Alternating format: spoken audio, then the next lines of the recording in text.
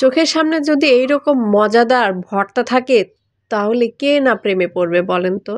আর এইরকম ভর্তা যদি হয় শাটি মাছ ভর্তা তাহলে তো সবাই মজা করে খাবে আর চেটেপুটে খাবে। শাটি মাছ বললে ভর্তা।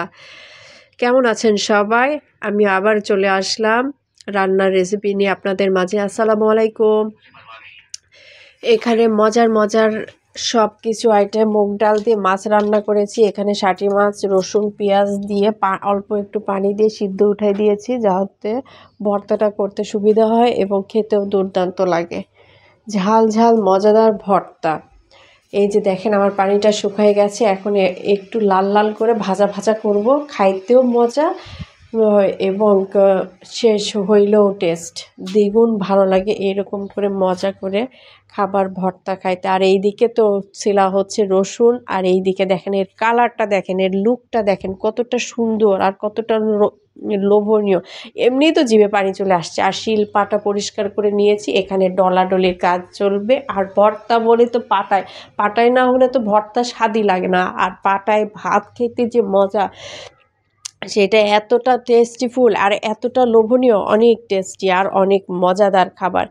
এই যে দেখেন আমার ভর্তাটা প্রায় হয়েই গেছে, অর্ধেকটা। ভর্তা বলে কথা, পাটায় যে কেউ এইরকম মজা করে ভর্তা করলে সবাই একটু চাইবে যে একটু পাটায় একটু ভাত খাই। কি বলেন আপুরা সবাই? পাটায় তো আপনারা অবশ্যই খান, টেস্ট তো অবশ্যই করেন কেমন হয়েছে, তাই না?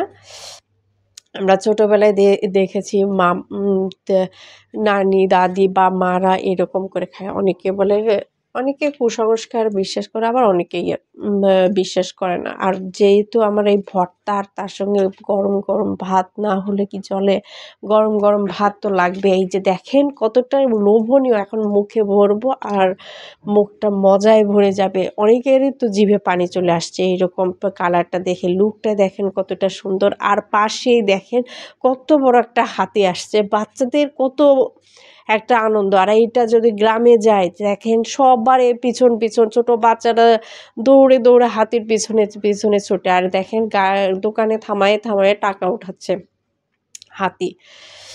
কি এরকম একটা ব্যবসা বা বলতে পারেন হাতি নিয়ে। হ্যাঁ, যে হাতিটা বিশাল বড় আর সুন্দর দেখতে, আর বাচ্চারা তো অনেক ভালো উপভোগ করতেছে।